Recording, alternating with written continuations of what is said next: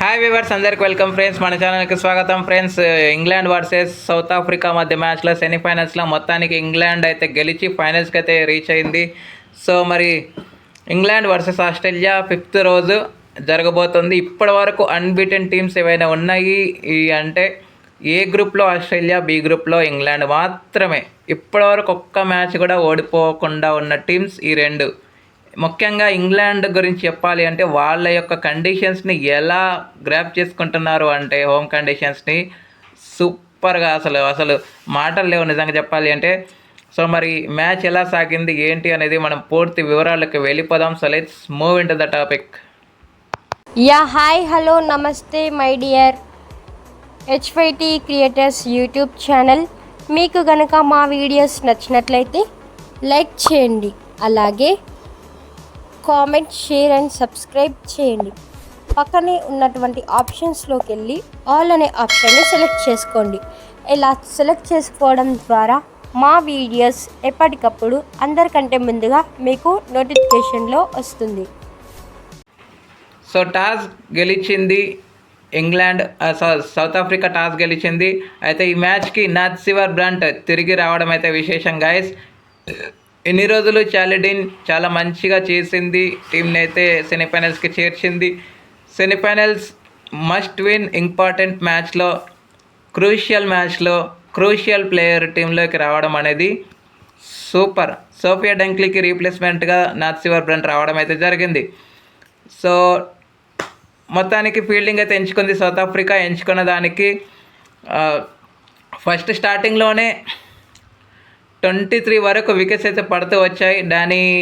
Danny వైతాజ్ కంటే ముందు any Jones 2 runs వేసి అవుట్ అయ్యే సమయానికి స్కోర్ 21 ఉంది. ఎందుకంటే దాంట్లో మేజర్ కాంట్రిబ్యూషన్ అనేది డానీ వైతాజ్ దగ్గర నుంచి అని చెప్పుకోవచ్చు.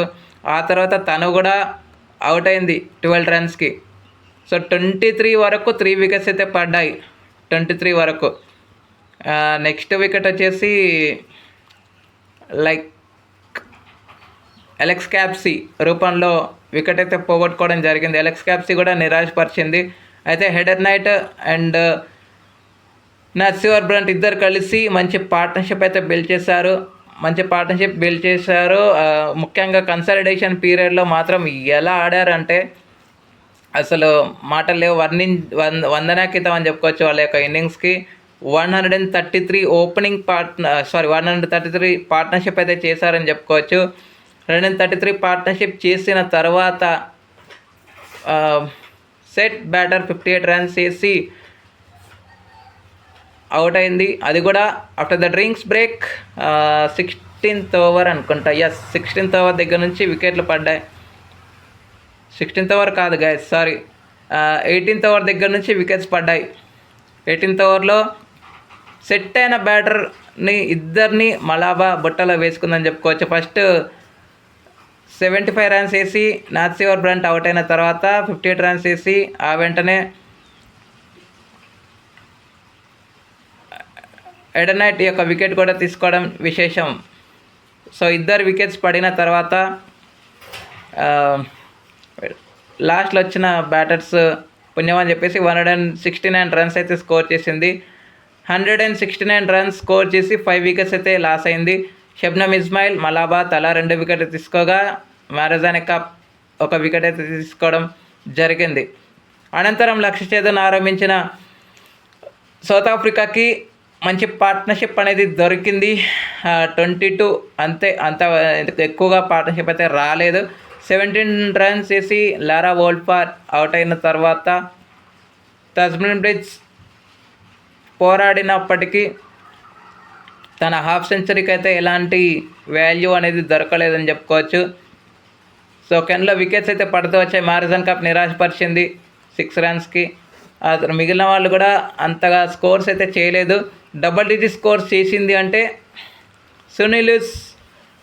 సునీలిస్, ఆ తర్వాత సునీలిస్ 11 runs చేయగా క్లోరిటైన్ 12 runs చేసింది.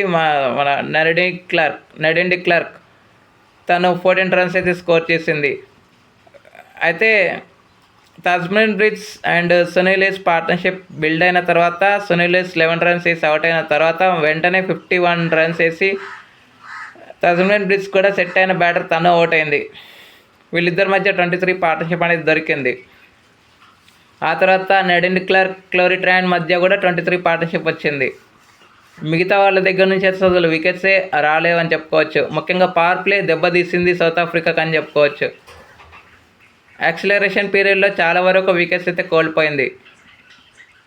గెలవాలి అన్న ఇంటెంట్ అనేది ఎక్కడ కూడా కనిపించలేదు. రన్ రేట్ చాలా వరకు పెరుగుతూ పోయింది. ఇక వికెట్స్ కనుక చూస్తే ఫ్రేయా కెంప్, లిన్సీ స్మిత్, ఆ తర్వాత సోఫియా క్లస్టన్ ముగ్గురికి తలా ఒక్కొక్క వికెట్ రాగా లారెన్ బెల్ అండ్ చాలిడిన్కి తలా 2 వికెట్లు అయితే లభించాయి. ఒక రన్అట్ రూపంలో వికెట్ కోల్పోయింది. ఓకే ఫ్రెండ్స్, ఇక player of the match award అయితే నో డౌట్ నో సర్ప్రైజ్ వచ్చిన ఫస్ట్ మ్యాచ్లోనే అదరగొట్టి మంచి పర్ఫార్మెన్స్ సాధించినటువంటి కెప్టెన్ నాథ్సివర్ బ్రంట్కి player of the match award అయితే రావటం విశేషం. Thank you friends. ఇలాంటి అప్డేట్స్ కోసం ఛానల్ని సబ్స్క్రైబ్, షేర్, లైక్, కమెంట్ చేయండి. మరొక అప్డేట్తో మేము ఉంటాను ఫ్రెండ్స్. అంతవరకు సెలవు, నమస్కారం.